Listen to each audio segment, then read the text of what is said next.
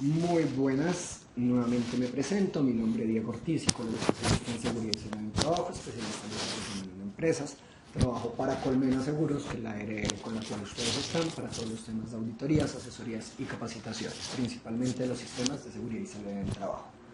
Muy bien, vamos a iniciar entonces con este pequeño resumen de lo que es la Ley 1010 de acoso laboral, donde vamos a encontrar lo siguiente. Lo primero, para entender el acoso laboral hay que entender que es una percepción individual, la cual se deriva de lo que llamamos el miedo, que está infundido por un factor que es el que llamamos poder.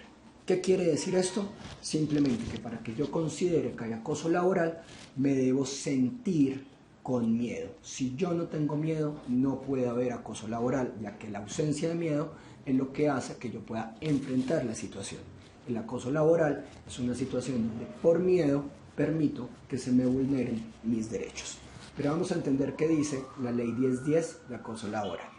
Muy bien, la Ley 1010 nos dice lo siguiente, que para que acoso laboral haya o sea considerado, requiere que ocurra dentro de los 6 meses o esté en los 6 meses después de acontecido el hecho. O sea que tenemos un tiempo. Después de 6 meses caduca la acción de acoso laboral para la ley. Pero no solamente eso, también nos dice que debe ser repetitivo y público. ¿Qué quiere decir repetitivo y público? Sencillo, que la conducta que expresa la Ley 1010 sobre qué es acoso laboral se haya ejecutado más de 2 veces, 2 o más veces. O sea, con una sola conducta ya no cataloga como acoso laboral. Es que mi jefe me insultó. ¿Cuántas veces? No, solamente una vez, no es acoso laboral. Pero adicional a eso requiere que sea pública, o sea, que tenga testigos. Los testigos, ¿por qué? Porque es la forma en la cual, o la forma más fácil, como yo puedo demostrar ante el juez que hubo tal o se emitió tal conducta. Que personas puedan decir si efectivamente ocurrió eso. Muy bien, eso es lo que nos define la Ley 1010 para que haya acoso laboral. Normalmente no lo define como una acción del jefe al subordinado, pero igual se puede presentar en cualquiera de los niveles de la organización, entre compañeros o de subordinados a el coordinador, supervisor o jefe. Muy bien, vamos primero con lo que no es acoso laboral. ¿Qué no es acoso laboral? Son todas aquellas exigencias y órdenes necesarias para mantener la disciplina. O sea, todo aquello que está reglamentado dentro de la organización, escrito para que la organización se mueva, fluya, esté en orden como tal. Pero no solamente las escritas, también todas aquellas órdenes que puede emitir un jefe como tal para que se mantenga este orden. Por ejemplo, mañana necesito que lleguen a tal hora por X o Y motivo. En tal lugar no se puede hacer tal cosa. No está escrito, pero es algo necesario para mantener el orden. En este pasillo no se puede correr. No está escrito, pero hay que ejecutarlo. Muy bien. Formulación de exigencias razonables de fidelidad laboral y lealtad empresarial. Muy conocido el caso Coca-Cola-Pepsi, donde una persona que trabaja en Coca-Cola en principio no puede tomar Pepsi porque es la competencia. En principio me refiero a que no está escrito, no es una estipulación como tal, pero pues lo que se le pide a los trabajadores es que estén con su organización, estén con ellos como tal, sean leales a lo que hace la organización. O sea, lo recomienden, los vendan, sean también vendedores de la misma, sin importar en qué cargo estén. Muy bien. Envío de circulares o memorandos para mejorar la eficiencia laboral. ¿Qué es esto? Entonces, envío de circulares o memorandos. Es todo mecanismo legal que tiene la organización para corregir las circunstancias, para corregir las acciones que esté presentando un trabajador o uno de sus colaboradores dentro de la organización. Memorandos, llamados de atención, descargos, en fin, todo lo que tenga la organización para poder ir corrigiendo todo aquello donde nos vamos desviando de nuestra función o de lo que debemos hacer al interior de ella.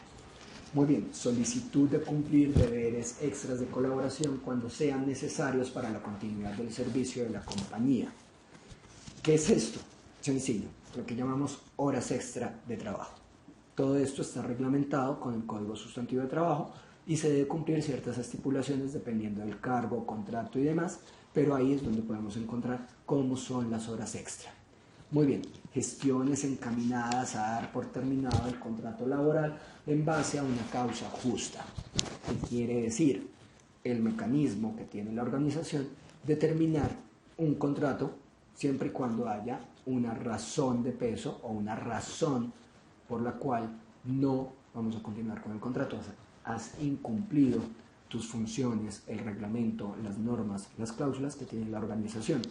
Y obviamente, según su Código Sustantivo de Trabajo, cómo se va a ir haciendo esta cesión de contrato laboral. Normalmente esto tiene unos procedimientos, llamada atención por escrito, memorando, descargos y posterior terminación del contrato laboral.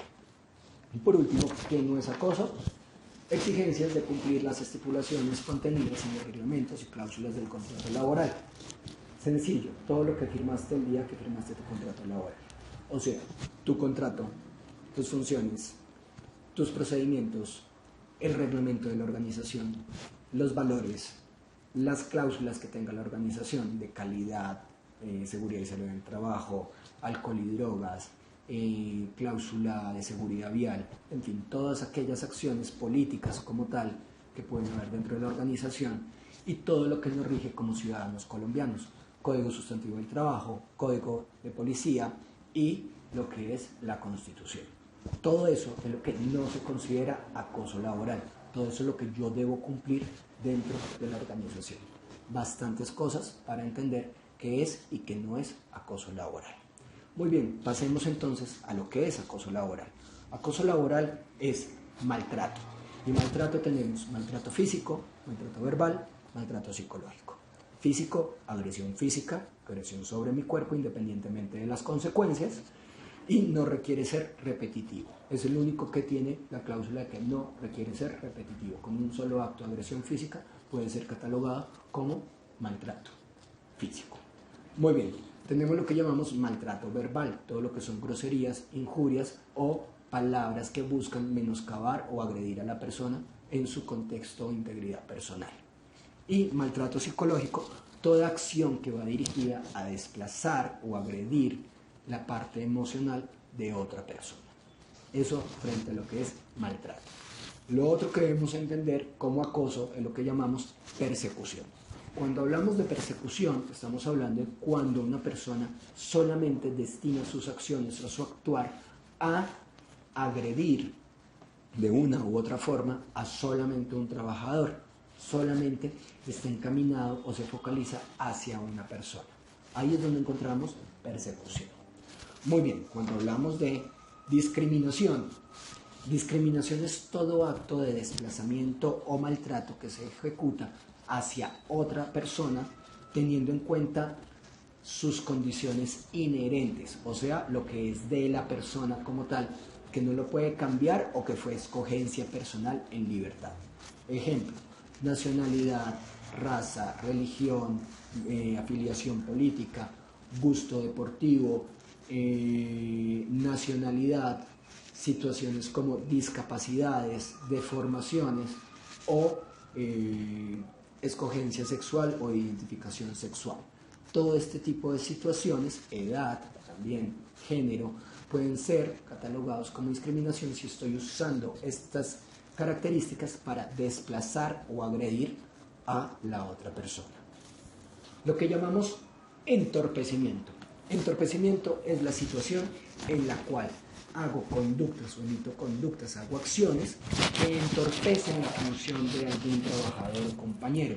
Le pongo trabas, no le doy los elementos, no le doy la información, no le permito ejecutar sus funciones de una u otra forma, le pongo obstáculos para que pueda cumplir esas funciones, para que cumpla su calidad o para que pueda dar un resultado. Eso es lo que se determina como entorpecimiento. Por último, llegamos a lo que es inequidad y desprotección.